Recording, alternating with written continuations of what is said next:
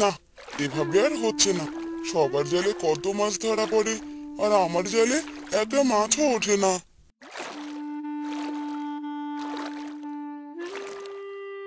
কি রে নদাই, তোর ঝুড়ি দেখি ফাঁকা, একটা মাছও পাসনি বুঝি? না দাদা, জালে তো একটা মাছও ওঠেনি। সেই কখন থেকে জাল ফেলেই যাচ্ছি। এত অধৈর্য হলে হবে না, সময় দিতে হবে তো। তাহলে অযথা তোমার সাথে কথা বলে সময় কেন নষ্ট করছি? আমি যাই। এরপর নদাই আবার নদীতে মাছ ধরতে থাকে। সবার জালে ওঠে রুই কাতলা, আর আমার জালে ওঠে এসব ইট পাতা। যাই, ওদিকটায় জাল ফেলে দেখি।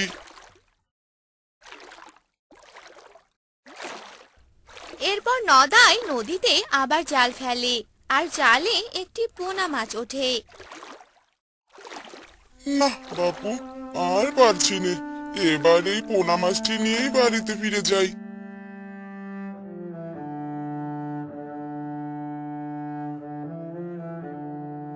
এরপর নদাই সেই পোনা মাছ হাতে নিয়ে বাড়ি ফিরে আসে।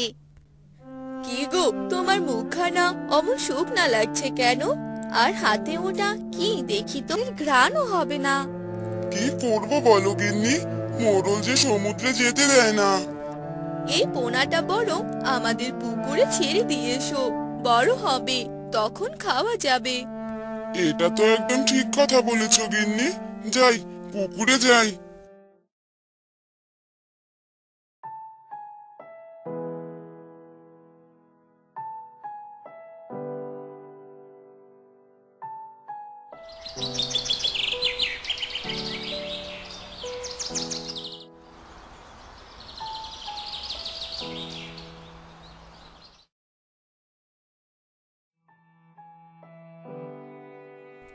এভাবে আর কতদিন? শোনো, তোমায় একটা কথা বলি, তুমি বরং আমাদের পুকুরে মাছ চাষ করো। বললেই কি হয়ে যায়? মাছ চাষ যে অনেক টাকার ব্যাপার গিন্নি। এত টাকা এখন কোথায় পাবো? বলি কি, বিয়ের সময় তো অনেক গহনা উঠেছিল, এগুলো বিক্রি করে মাছ চাষ করো, পরে না হয় আবার গড়িয়ে দিও। বললেই কি হয়ে যায়? মাছ চাষ করতে যে অনেক টাকার প্রয়োজন। এত টাকা এখন কোথায় পাবো?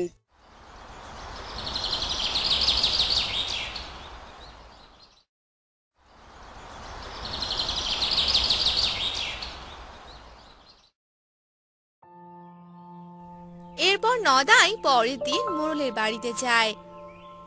প্রণাম নেবেন কর্তা বাবু। নদাই যে, তা কি খবর? আজকাল বাজারে তোমাকে দেখাই যায় না, ব্যাপারখানা কি?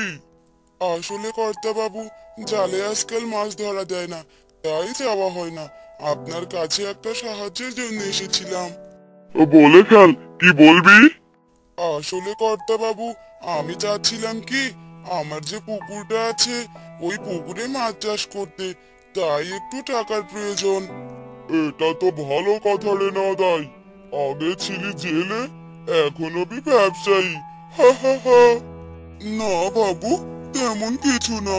পুকুরে মাছ চাষ করলেও আমি জেলেই থাক। শোন, এসব মাছ চাষে লাভ নেই, বুঝলি? তুই বরং কাল থেকে সমুদ্রে যাবি মাছ ধরতে, আমি ছেলেপুলেদের বলে দেব। এরপর নদাই বাড়িতে যাওয়ার জন্য বের হয়, আর পথেই রতনের সাথে দেখা হয়ে যায়। কি নদাই, কোথায় গিয়েছিলে? মোড়লের কাছে গিয়েছিলাম। কাল থেকে যে তোমাদের সাথে সমুদ্রে যাব মাছ ধরতে। আমাদের সাথে যাবে মানে? মোড়ল তো তোমায় অনেক আগেই না করেছিল। এরপর নদাই সব ঘটনা রতনকে খুলে বলে। শোনো নদাই, তুমি বরং তোমার পুকুরেই মাছ চাষ করো। গ্রামের এই মানুষগুলো চায় আমরা বরাবর তাদের গোলাম হয়ে থাকি। ওদের সমান কোনোদিন হতে দিবে না আমাদের। আগে কত করে বলেছিলাম, কিন্তু সমুদ্রে যেতে দিলই না। এখন যখন শুনেছে পুকুরে মাছ চাষ করব, সেই তোমাদের সাথে যেতে বললো। থাকো, আমি এবার বাড়ি যাই।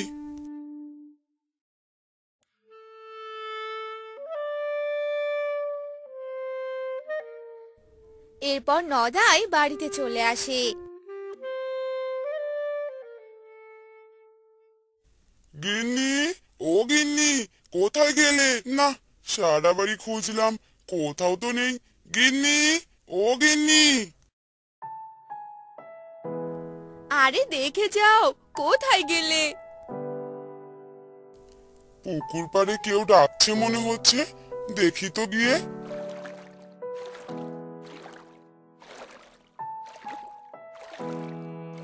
কি ব্যাপার গিন্নি, কতবার ডাকলাম তোমায়? আরে পুকুরে তাকিয়ে দেখো, পুকুরে কত মাছ। পুকুরে এত পোনা মাছ কোথা থেকে এলো?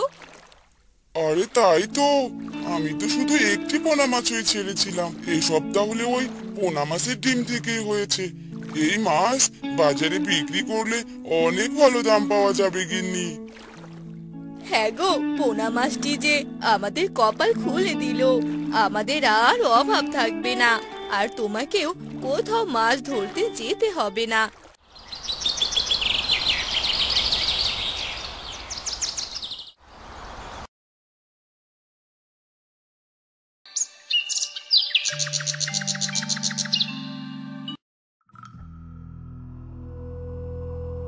এই, তোরা এখানে বসে আছিস? ভূত রাজা তোদের ডেকে পাঠিয়েছে। কেন রে, এই অসময়ে ভূত রাজা ডাকলো আমাদের?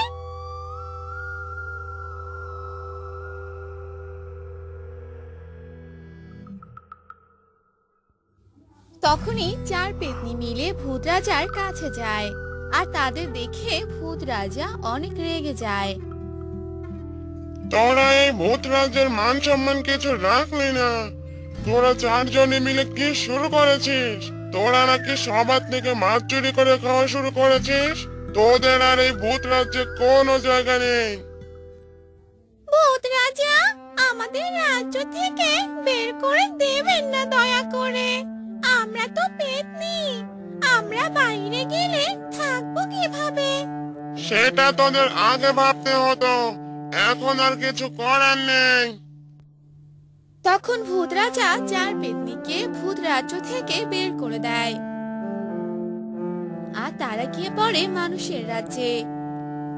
আমরা তো মানুষের রাজ্যে চলে এসেছি, কিন্তু এখানে আমরা মাছ কোথায় পাবো? আমার যে খুব মাছ খেতে ইচ্ছে করছে।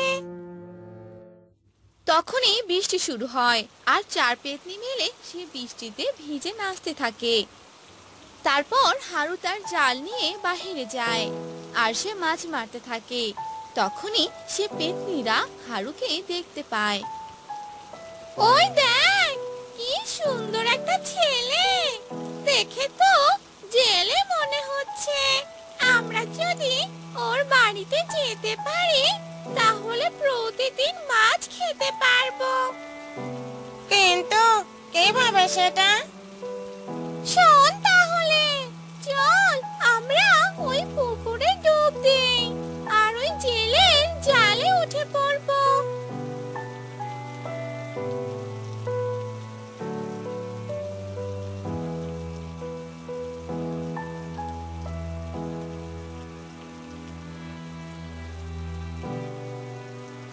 জাল এত ভারী লাগছে কেন? ও মা গো, মনে হচ্ছে অনেক বড় মাছ ধরা পড়েছে জালে। যে করেই হোক এই জাল আমাকে তুলতেই হবে। এ কি, এ তো চারটি মেয়ে, এরা পানির নিচে কেন? না, যে করেই হোক এদের বাঁচাতে হবে।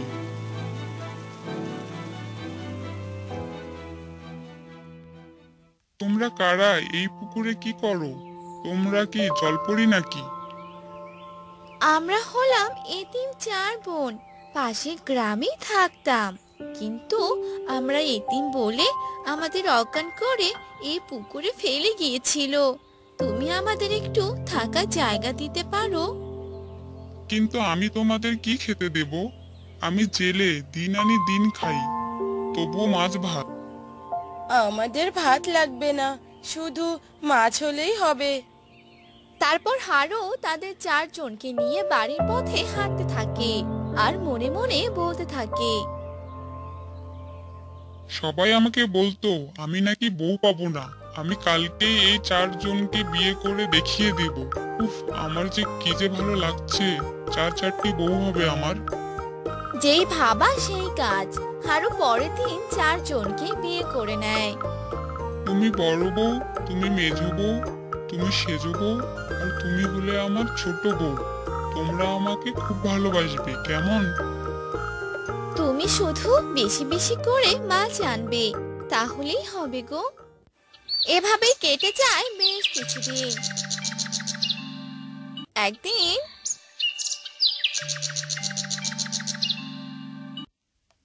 কোথায় তোমরা, বড়, মেজো, সেজো আর ছোট বউ? কি গো, কি হলো? এই নাও মাছ, এগুলো আজ ভালো করে রান্না করবে। চোখের সামনে এত মাছ দেখে দুই পেতনির মাথা ঠিক থাকে না। তারা সেখানে হাত লম্বা করে তাজা মাছ খেতে শুরু করে। সেজো বউ, ছোট বউ, তোমরা কাঁচা মাছ খাচ্ছ? ছি। আর সেজো বউ, তুমি হাত লম্বা করলে কিভাবে? কোথায় না তো, ওরা তো শুধু সুখে দেখছিল মাছগুলো টাটকা কিনা। তোমাকে ডাক্তারের কাছে নিয়ে যেতে হবে, চোখে কম দেখছো আজকাল। ওদের হাত তো ঠিকই আছে, দেখো দেখো। হ্যাঁ, ঠিকই তো আছে। কি দেখতে যে কি দেখেছি।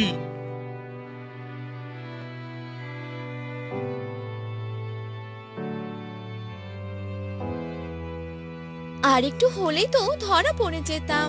তোরা যে কি করিস না, নে এবার যত ইচ্ছে খা।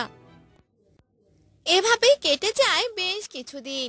একদিন 4 পেতনি গাছের সাথে পা উল্টো করে ঝুলে যায় আর গল্প করতে থাকে। আমার রোজ রোজ একই মাছ খেতে ভালো লাগে না, আর এখন যা মাছ আনে তা দিয়ে আমাদের পেট ভরা তো দূর, কিছুই হয় না। ঠিক বলেছিস তুই, কিন্তু এখন কি করব শুনি? চল, আমরা ভূত রাজ্যের মতো এখানেও মাছ চুরি করে খাই। না, এ কাজ করা যাবে না, তাহলে সবাই মিলে এখান থেকে তাড়িয়ে দেবে। আরে শোন সবাই, ওই হারুর রূপ ধরে মাছ চুরি করব, সবাই হারুকে চোর ভাববে।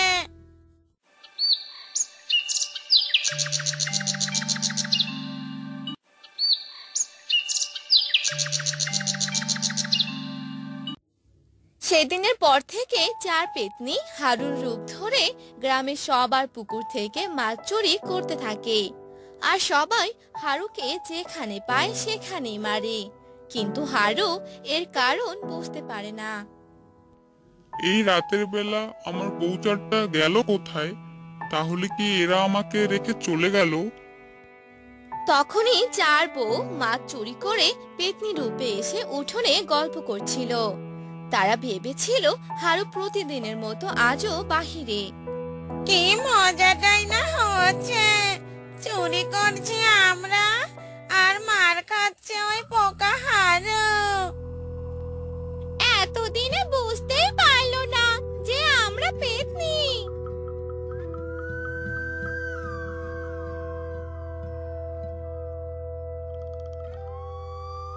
হারামজাদি পেতনি তোরা, আজ তোদের রক্ষে নেই। তোদের জন্য কম মার খাইনি। না গো, তুমি আমাদের ভুল বুঝো না, আমাদের ক্ষমা করে দাও। দাঁড়া। তখনই হারু ঘরে যায় আর ঘর থেকে আগুন নিয়ে আসে আর পেতনিদের শরীরে আগুন লাগিয়ে দেয়। আর আগুন দেখে পেতনিরা সেখান থেকে পালিয়ে যায়।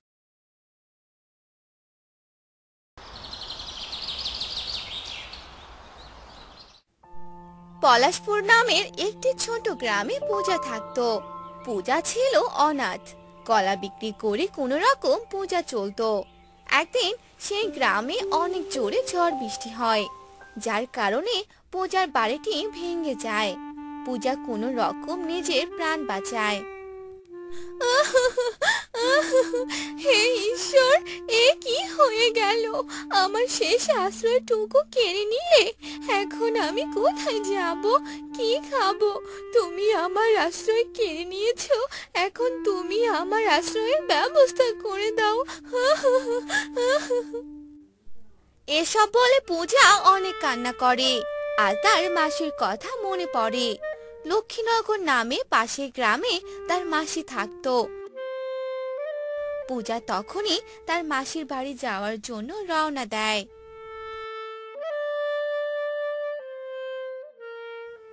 যাই, মাসির বাড়িতেই যাই, যদি সেখানে একটু আশ্রয় পাই।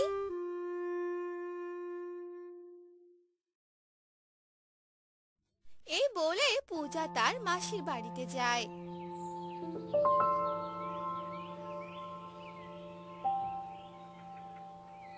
মাসি, ও মাসি, বাড়িতে আছো? হ্যাঁ রে, কে আমাকে ডাকে? মাসি, আমি পূজা গো। ও তুই হঠাৎ আমার বাড়িতে? আয় আয়, ভেতরে আয়।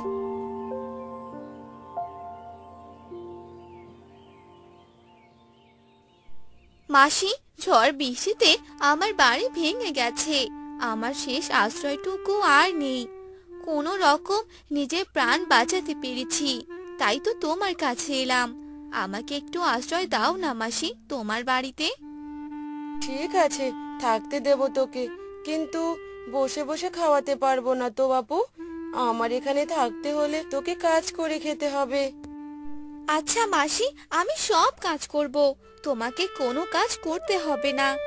ঠিক আছে, আর শোন, তোর বোন নীলুর যখন যা লাগবে এনে দিবি, নীলুরও সব কাজ করে দিবি। আচ্ছা মাসি, তুমি কোনো চিন্তা করবে না, আমি সব কাজ করব তোমাদের। তারপর সেখানে নীলু আসে আর বলে, কি হয়েছে মা, কে এসেছে? দেখ নীলু, তোর বড় মাসির মেয়ে পূজা এসেছে। ঝড় বৃষ্টির কারণে ওর বাড়ি ভেঙে গেছে, তাই এখানে আশ্রয় নিতে এসেছে। ও এখন থেকে এখানেই থাকবে আর বাড়ির সব কাজ করবে। সত্যি মা, খুব ভালো হয়েছে, কি মজা কি মজা। ও এখন থেকে আমার সাথে সব কাজ করে দেবে, আমাকে আর কিচ্ছু করতে হবে না। হ্যাঁ মা, ও সব কাজ করবে এখন থেকে, তোরও সব কাজ করে দেবে। তোর যখন যা লাগবে পূজাকে বলবি, ও সব এনে দেবে। এভাবে পূজা তার মাসির বাড়িতে কাজের মেয়ের মতো থাকতো আর বাড়ির সব কাজ করত। কিন্তু তারপরেও পূজার মাসি ও বোন নীলু খারাপ ব্যবহার করত, ঠিক মতো খেতে দিত না। এভাবে কেটে যায় বেশ কিছুদিন। আর একদিন, পূজা, ওই পূজা, কোথায় গেলি? আমার খাবার এখনো দিসনি কেন? যা, তাড়াতাড়ি আমার খাবার নিয়ে আয়। দিচ্ছি দিচ্ছি বোন, এখনই দিচ্ছি। এই বলে পূজা নীলুর জন্য খাবার আনতে যায়। কিছুক্ষণ পর নীলুকে খাবার এনে দেয়, সাথে এক গ্লাস পানিও দেয়। ইস, গ্লাসটা কি নোংরা, মাজিসনি নাকি? যা, গ্লাসটা পরিষ্কার করে পানি নিয়ে আয় আবার। পূজা আবার গ্লাস পরিষ্কার করতে যায়, আর তার হাত থেকে গ্লাসটা পড়ে ভেঙে যায়। আর নীলু এটা দেখে চিৎকার করে বলে, এটা তুই কি করলি পূজা? আমার এত পছন্দের গ্লাসটা তুই ভেঙে ফেললি। মা, ও মা, দেখো পূজা কি করেছে।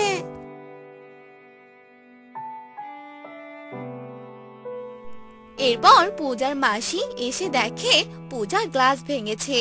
এ দেখে পূজার মাসি অনেক রেগে যায় আর পূজাকে অনেক মারে,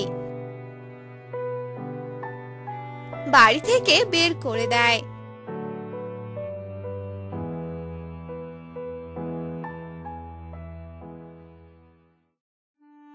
তারপর পূজা বনে একটি গাছের নিচে বসে কান্না করতে থাকে।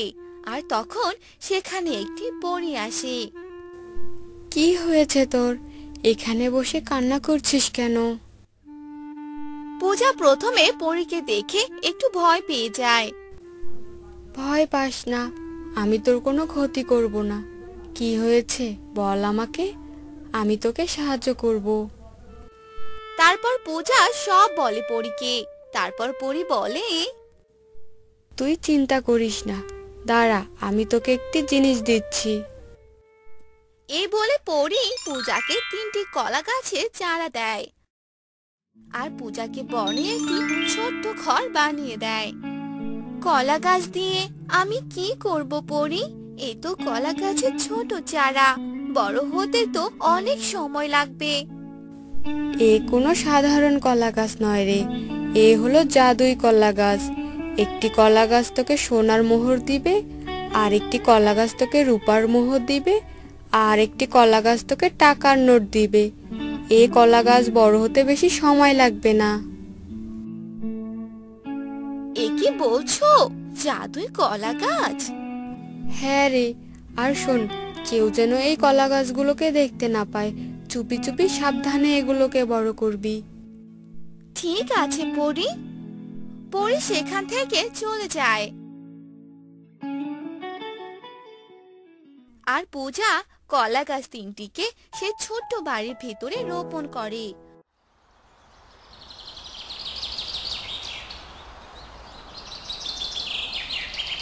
পূজা প্রতিদিন কলা গাছে পানি দেয় আর খুব তাড়াতাড়ি কলা গাছ 3টি বড় হয়ে যায়। সত্যি তো, খুব তাড়াতাড়ি কলা গাছ 3টি বড় হয়ে গেছে। এখন দেখি তো পরীর কথা মতো কলা গাছ 3টি সোনা রূপা টাকা দেয় কিনা।